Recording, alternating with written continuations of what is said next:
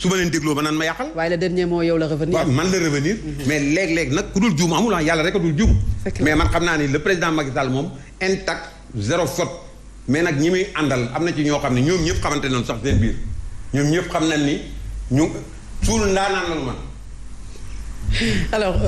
monsieur Mboup Mansour est-ce que une convocation ci procès boo xamante ne Barthélémy Diaz moom moo sàkku ñu def ko appel waroon na jur coow li jur violence bi ñu gis tey.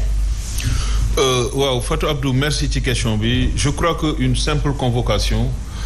jarul woon coow li yëpp am di am parce que comme ni ko monsieur Mbengue waxee donc Sénégal dafa nekk un tout petit pays boo xam ne nit ñëpp ay mbokk lañ te dañoo am ay valeurs yoo xam ni c'est des valeurs que nous partageons mais yàlla bu la falee def la njiit il faut être au-dessus de la mêlée Barthélémy Diaz bu yàlla tuddee ni moom mooy nekk maire kenn mënul fexe ba du nekk maire moom ci boppam moom moo demandé appel il a demandé à être jugé pour seetal deram donc ki def loolu bañul dem wuyu ji mais suy wuyu ji man je me demande pourquoi est-ce qu'à chaque fois que nit ñi war a dem wuyu ji justice mais police nekk ci tali bi mais loolu il faut ñu xoolaat ko les forces de sécurité et de défense au Sénégal sont suréquipées mais moyens yi ñu génnee mais loolu lan moo ko fi jar mais gars yi duñu ay terroristes duñu ay bandits man mii di wax ak yow j'ai participé à X marche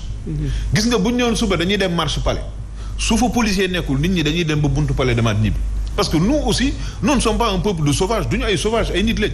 mais force de l'ordre yi ñoom ñooy exciter jeunes yi di sànni ay grenades lacrymogènes loolu mooy tax marche bi fi am dafay dégénérer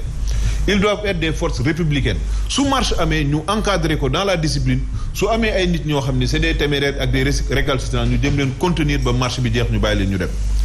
mais aussi li ma ci gën a regretter mooy le fait qu'à chaque fois ñu bëgg a jël affaire bi di ko renvoyer waat nga convoqué nit ki mu préparé wu ba nekk ci yoon bi ñu ne ko mbir mi renvoyé nañ ko mais ça aussi ça atteste d'un manque de sérieux notoire de la part des autorités judiciaires de ce pays-là et ça il faut avoir le courage de le dire Barthélémy Diaz convoqué nañ ko mi ngi dem wuyu il n'avait pas à renvoyer l'audience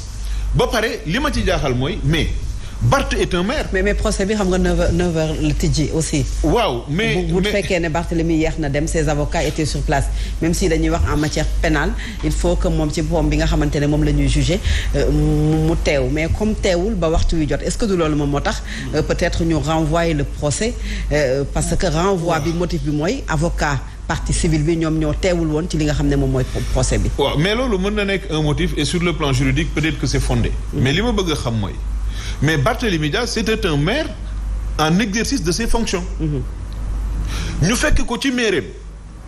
bëccëg ñëpp di ci teg seen bët des agresseurs envoyés par le pouvoir d'alors le pouvoir d'Abdoulaye Wade. ñu fekk ko ci maire armé mais tey jii si Barth n'avait pas tiré mais pour se protéger. tey bu Ndiaga Diouf bu doon Ndiaga Diouf moom moo rey Barthélémy Diaz mais kenn du mës a xam kan mooy Ndiaga Diouf parce que état moo ko yónni ce serait le flou total heureusement que Barth moo tiré il n'est pas dit que moom moo ko rey il a tiré ne signifie pas que c'est lui qui l'a tué parce que nag il faut que les gens fassent la part des choses parce que bi mu tiré comme on l'a dit gisuñu kenn ku fa daanu gisuñu kenn ku fa dee c'est après qu'on a appris que Ndiaga Diouf était mort mais loolu nag su amee man personnellement man laa wax de man xaw ma Barth xaw ma keneen man ku ma fekkoon sama mairie yónni ay nervis ñu bëgg ma attaquer si je peux tuer tous les nervis man dama leen di rey sans état d'âme parce que man je préfère 10 000 nervis morts que de voir un maire qui est au service de la République ñu koy rey man loolu mooy sama gis-gis parce que les nervis ce sont des hors la loi te nag Fatou Abdou nga may ma foofu ma def fi benn remarque bu ndaw nervis ak les marrons du feu ak ñi nga xam ni état bi moo leen tàggat sous la protection des forces légales loyales ñu leen di gis bëccëg ñu yor seen ay armes di ko tirer ci ay nit di attaquer ay nit police ak gendarmerie aussi di ko gis kenn du ci wax loolu aussi dafa nekk loo xam ni dañ ko war a seetaat parce que aussi ku ñu rey da ngay perte te ce qu'on appelle la légitime défense citoyen bu nekk may nañ leen si ton intégrité physique est menacée mais tu es libre de te défendre à la place de Barth qui ne se serait pas défendu ñun Sénégalais yi kon léegi faral nervi yi des forces qui ne sont pas